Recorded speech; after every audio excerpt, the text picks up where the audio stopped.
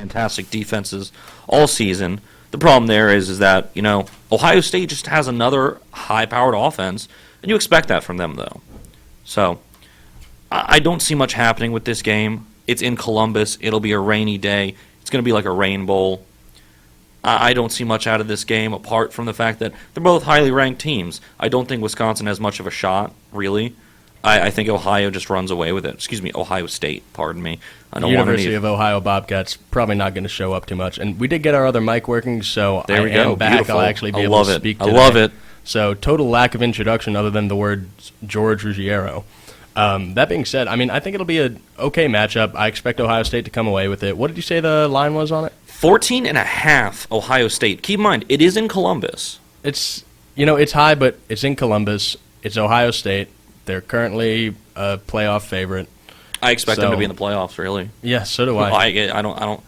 But the game I'm most excited about this weekend, number 9 Auburn travels to Death Valley, taking on number 2, what many people consider the best team in the country. They've certainly got the best resume so far. Myself included. I genuinely think LSU's the best team in the country. So do I. But I think they may stick at that number 2 spot unless something happens in when they play Alabama games. I feel like almost a constant in college football has been LSU getting some hype, the Alabama-LSU game getting a lot of hype, last year included, and then LSU just getting shut down.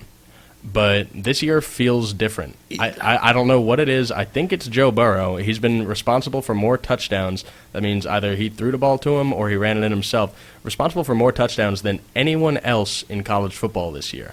Including, probably Heisman favorite, I'd say, Jalen Hurts.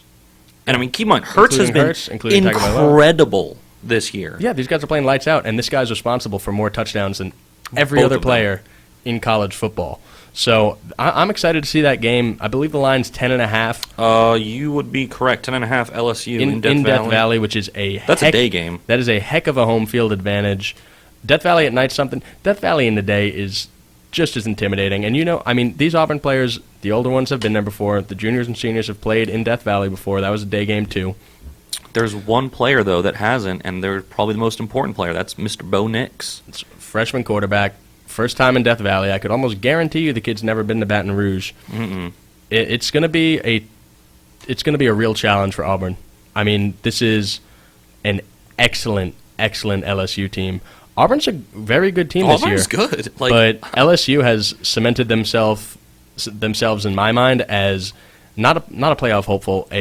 Unless I think they can get into the playoff losing to Alabama this year. So do I. I just think that based on, of course, strength of schedule, which I am not a huge fan of that being a huge factor in going to the playoffs. I think there should be a different type of system, but we got to work with what we've got. I just think LSU has such a tough schedule playing in the SEC West, playing against Alabama, which they are perennially number 1. I don't see this LSU team losing. Thing is, yeah, their defense hasn't been as stellar. I don't know if they're DBU anymore. But thing is, that offense has just really picked it up. Thing is, it's not like they're losing a lot of yardage. They're giving up a lot of points. They're only giving up about 20 a game. Yeah, but they're putting up 50. They're not sneaking away with wins. They're blowing people out, including number 7 Florida. Yeah, and that was their closest game. And Florida kept it tight for the whole game. But the test of a good team is finishing games. You got to get it out there in the second half, in the fourth quarter, in the end of the fourth quarter. That's when you got to finish games. And you know what Coach O did? He scored 3 touchdowns in a row in the second half of that game. And he went from being down a touchdown. They'd been throwing him back and forth for a while. But he went out there and he scored 3 unanswered touchdowns to end the game, won by 2 scores. That's Joe Burrow, not Coach O. Well, yeah, Coach O told him to do it. Coach O's squad. Yeah. But, yeah, Joe Burrow, heck of a player. There's something that's really interesting about this LSU team, though, that I think they have a quarterback. It's not even just that. It's what else, what's because of that, or who's benefiting from a different change. They changed offensive coordinators this offseason. Joe Burrow was the quarterback for LSU last season, and why didn't we hear much about him? Because he didn't have a great year. He only completed 58% of his passes for 2,800 yards, 16 TDs, and 5 picks. That sounds like an LSU quarterback stat line to me. Yeah, and then they changed their offensive coordinator, changed their scheme a little bit, and now he's completing almost 80% of his passes. He's only got 400 less yards in half the games, and almost double the touchdowns. He's thrown 29 touchdowns, and he's cut down on his interceptions. There's got to be a good mix there between how talented the quarterback is and the change in scheme. And that's Steve Ensminger. I might be botching the pronunciation of his last name, but that's their new coordinator, right? That's their. He's OC and quarterbacks coach. He went to LSU. He played quarterback from 76 to 79. Wow. Freshman All SEC. He actually played for the Saints in 1980 and the Eagles in 1981. Nice. And briefly the Hamilton Tiger Cats. So, just one of those edge case, almost NFL level kind of guys. But yeah, he was a wide receivers coach at Nicholls State. Went to McNeese State and La Tech as an OC quarterback coach.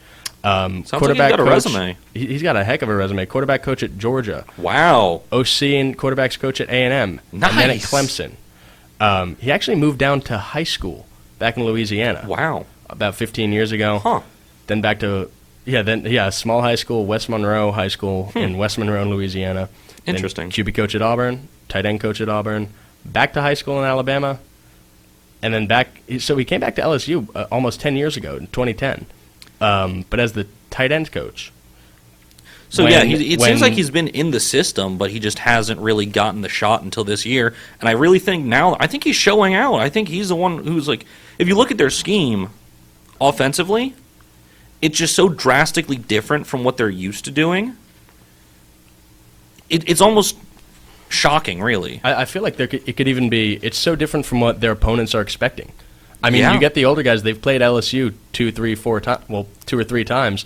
And they just expect a ground pound game, and they don't get it. When you think LSU, that's what you expect. And if you're a defensive player, even seeing those uniforms, I feel like it's a halfback gut, just right up the middle. Even just looking at those uniforms, seeing that stadium in the background, for people who watch a lot of college football, which I guarantee you the players do, even if they don't enjoy it, they have to watch it. They better. LSU means running.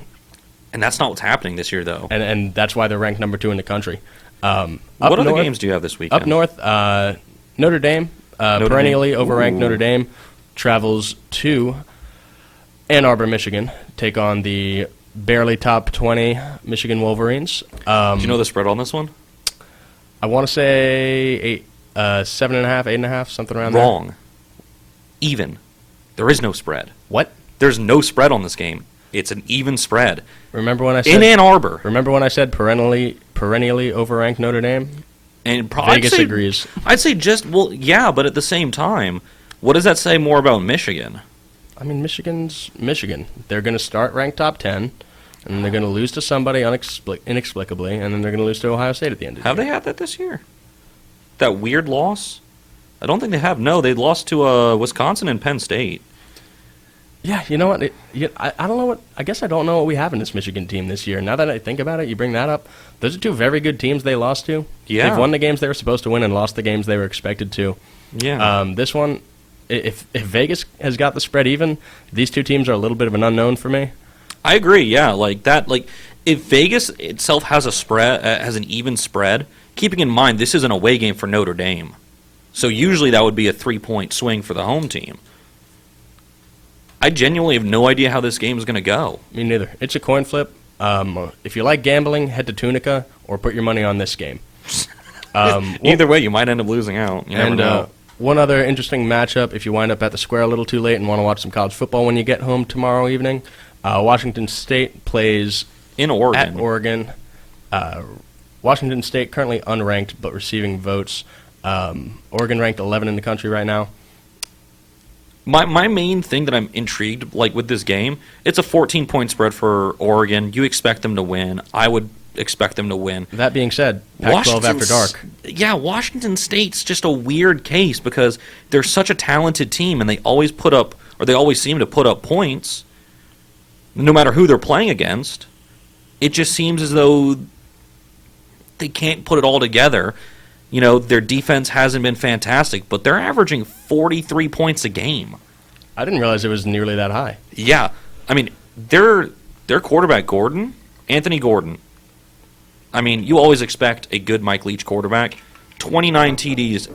Sure, there have been 7 picks, but 29 TDs and almost 3,000 yards already.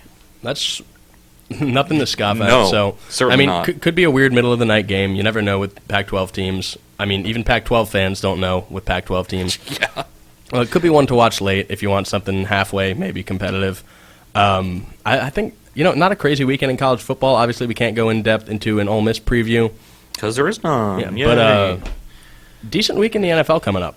And Yeah, it's starting. true. It's starting to be that time we start talking about the playoffs, and we start meaning it. These teams, there's nobody that's a fluke undefeated team anymore. I don't think so. I no. think the teams that are, the Niners and the Patriots, have emerged as clear favorites. Quick recap, Monday Night Football went as expected. went incredibly poorly for the Jets. But as expected. Let's be real. One of the best defenses in NFL history feasted on a sophomore quarterback. Who's just coming back from a couple weeks off of injury. Yeah, so as expected, disappointing showing for them. Thursday night, kind of went as expected. Yeah. Wasn't a thriller. No. It was a football game. I was kind of more expecting Minnesota to play better. I don't want to say play better, excuse me. Score more is what I should say, because they played a fine game. You know who played a fine game? A man by the name of Kirk Cousins. Did he now? He played a heck of a game. It was, I want to say he put up only somewhere in the range of 12 to 14 fantasy points, but let me pull up his stat line real quick. Yeah, that's actually I've got it right here. He was 23 of 26 for 285. No touchdowns, no picks. So, yeah, I played against him in fantasy, which is why I knew he had a okay game. Yeah, just but a meh. 12-14, that's not good for a quarterback until you look at his stat line and realize he threw 3 incompletions, and I watched the game. 2 of those were thrown out of bounds intentionally, and one of them was just a complete drop. Hit him right between the numbers. I mean... Every pass he threw was 100% catchable, and almost every single one was. Yeah. That was a heck of a game. Good for him. Thing is, but of course... I put more of this on, arguably the best running back this season. Look at Dalvin Cook. 23 carries, almost 100 yards, a touchdown, and he had a good couple catches, too. That's very arguably, but he did have a heck of a game. He's definitely in the conversation. I can't really think of anybody else, but only because Saquon got hurt. Christian McCaffrey. Oh, yeah, you're right, definitely. Sorry, I mispronounced it. The entire Carolina Panthers. Yes, okay, that's better. Oh, wait, no, I had it right the first time. I had it right. I think AP set a new record, too. Moved up to number... Was it 6 overall in all-time rushing? I want to say 6 all-time rushing yards, but that's cool. Yeah. You love to see it. Good for him. You always appreciate good players, especially playing through their prime. Overall, just good for him. I think just a couple games to keep an eye on this week, and I think Eagles-Bills is going to be fun. I think that should be, yeah. Surprisingly, the Bills' defense has been pretty good, but honestly, so has the Bills' offense. Allen's played well. That John Brown's played extremely well. Brown's really stepped up. Yeah, he has. And what's his name? Who's the incredibly old running back on the Bills? Is it Carlos Hyde? Is he still playing there? I want to say. I'm not sure off the top of my head. I'll pull it up. But you know what? They're keeping up. They weren't a fluke, briefly undefeated team. They're a good team. No, it's Frank Gore. Excuse yeah. me. He's been in the league for approximately 100,000 years. Yeah, he's only 36. I think for a while I feel like he wasn't in Hall of Fame consideration. He wasn't for the longest time. He was, one of those guys you say Hall of Very Good. He was a very good player for a decent amount of time. But I think his longevity has, I almost want to say, cemented him. He's put up over 15,000 yards in his career. Placed him firmly in the conversation. He's been around. Look, if he gets 1 rushing yard a season and then plays for the next 43 millennia, you can't help it. You got to put him in. It's the kind of career he's had the last few years, but solid player. Yeah, definitely. Cardinals Saints, I don't expect a ton from, but it could always get interesting. I believe Breeze is coming back after this week. For me, that's what made that game interesting. Is Breeze back this week? Breeze, I'm not sure. I was told that I saw it was questionable. I've seen questionable. Same with Kamara. If I'm Sean Payton, I stick with Teddy Bridgewater. Yeah. No, I don't think there's anything else you really can do. And it's not like Teddy is a bad quarterback, and he's been playing exceptionally well. They haven't lost with him. No, exceptionally well with the weapons the Saints have given him. And I've got Panthers at Niners as an interesting one, because like we did say, the Niners are undefeated. But they had a pretty unconvincing win last week. Their defense just really showed out. The offense couldn't get much done. And this Panthers team has been, I'd say, interesting. CMC's been fantastic. They're on a 4-game winning streak with Kyle Allen. Kyle Allen was someone whose name I hadn't heard for the longest time. Yeah, and then now he just steps in for the Panthers in replace of Newton, and he's been lights out. I mean, they're on a 4-game win streak for a reason. Yeah, he's playing great. They could count their lucky stars in Carolina. But Same I thing think that I've got with Browns and Pats, really. I don't see too much there. I don't. The Browns are okay. Exactly. The Browns are okay. The Pats are great. But there has to be a game here sooner than later where all the skill position players the Browns have kind of decide, hey, what are we doing? And at the same time, this is the time when the Patriots, it seems as though they're bound to have maybe one. They tend to. Exactly. And, I mean, they do have some injuries. I mean, Josh Gordon is on the IR, and then they plan on cutting him. I think Josh Gordon's played his last snap for the Patriots. Oh, he has. Yeah, definitely. And you know what? For what they got, they paid him $2.5 million. Got about 16 games. Didn't they trade like a pick for him or something, like a 6-rounder? A 5th or a 6th. It wasn't nothing anything crazy. For the caliber player it is due to the off-the-field issues. He's probably played his last snap there. I doubt he's played his last snap. Kind of hoping the Patriot way works for him in his personal life. It's a guy you want to root for. Has struggled with substance abuse issues in the past. Just someone you want to see land on his feet, hopefully in a good organization. So, Josh, best of luck to you. Don't go to the Redskins. Please. Oh, God. And probably that's how you end your career, really. I think isn't it? Yeah, honestly, I think my game to watch for the week, probably Packers Chiefs. Yeah. I think the Packers. I didn't expect this much coming into the season from the Packers. No, I expected almost a little more out of the Chiefs. Well, I mean, the Chiefs, they're still without Patty Mahomes. Yeah, just today, Mahomes listed as out, was questionable, only technically, but he was never going to play, but officially announced as out by Coach Andy Reid. Could be a decent game. What do you think just real quick, what do you think the playoffs look like? I think right now, projections are Pats and Niners as the 1 seeds, Chiefs and Saints as the 2 seeds. Out of potential wildcard teams, who do you think is most likely to make a deep run? I'm just going to run them off real quick. Yeah, give them to me.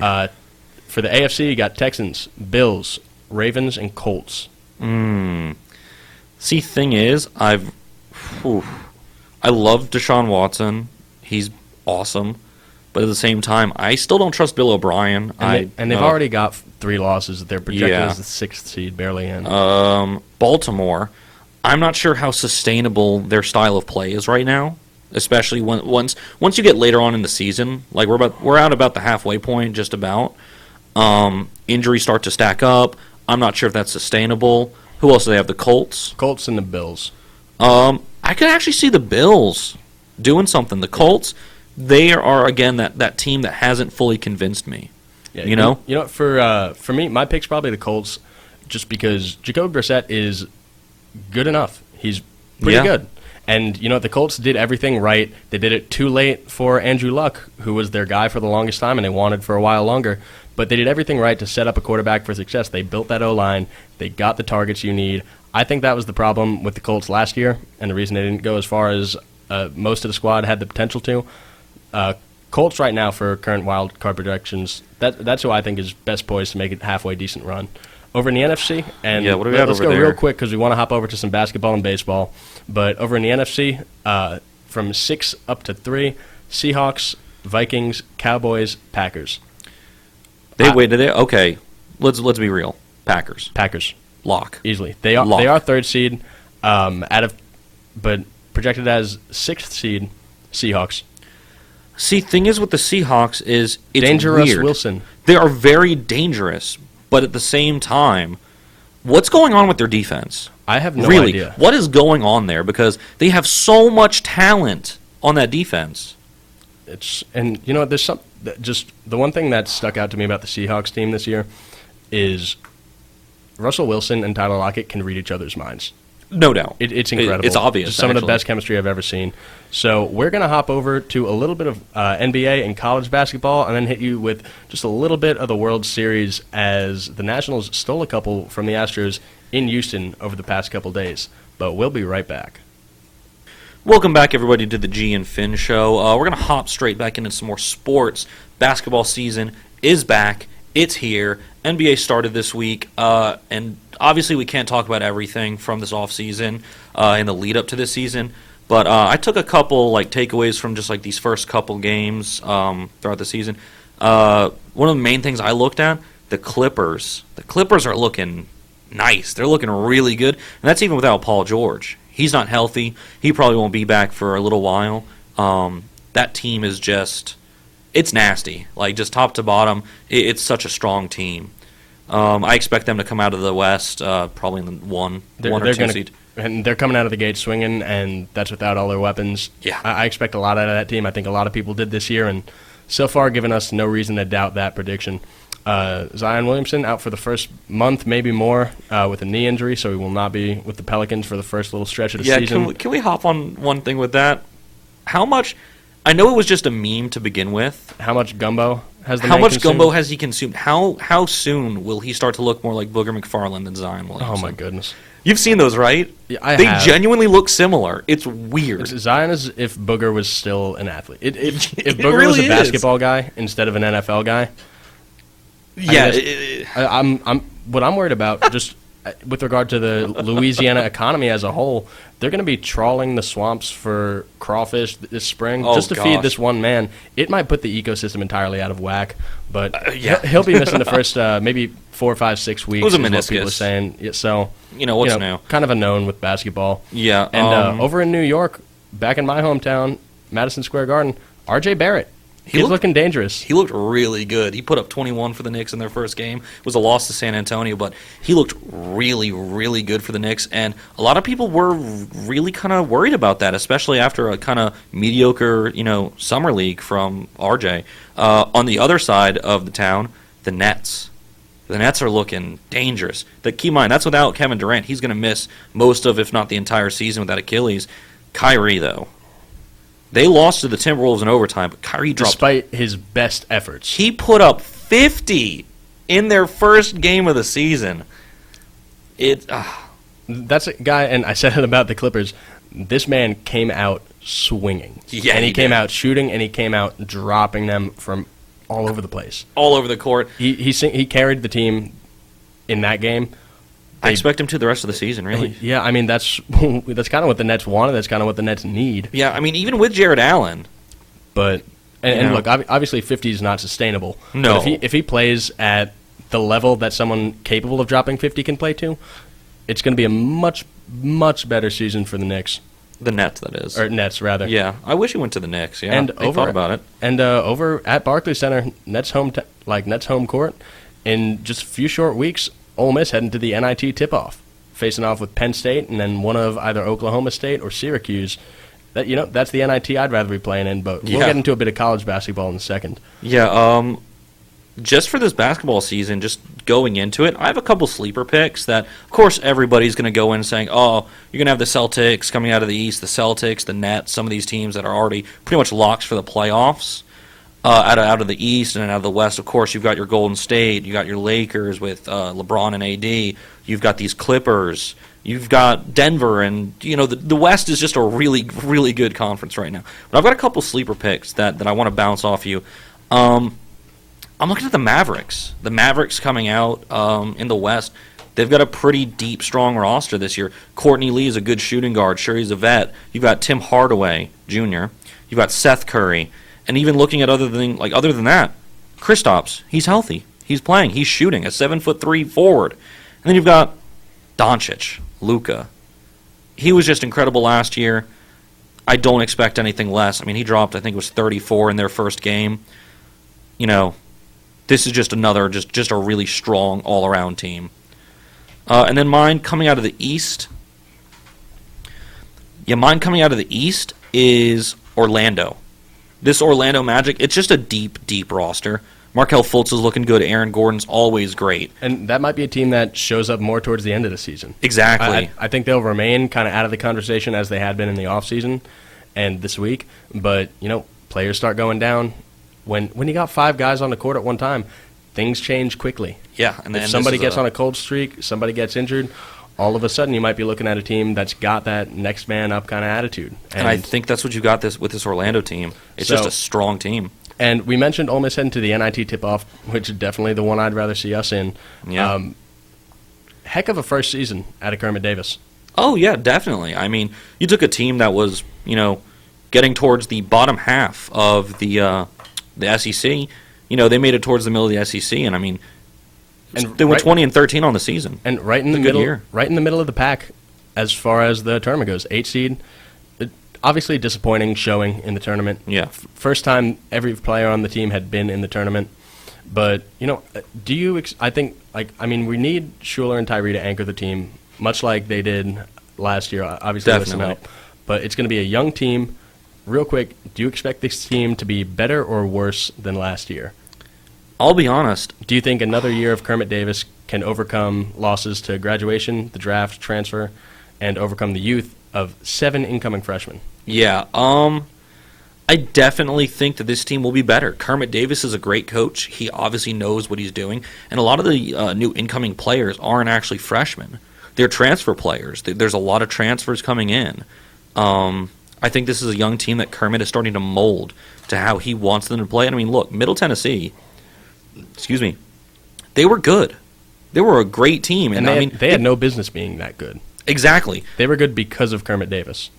Exactly. I really think that he'll be able to do the same thing with this Ole Miss team. And you know what? I'm with you. I think it's going to be a young team, but it's going to be one that's fun to watch. You're going to see kids come out of nowhere and get some minutes on the court and show you why they got recruited by who's shaping up to be a very good coach in a program that had so much more potential than was utilized by Andy Kennedy.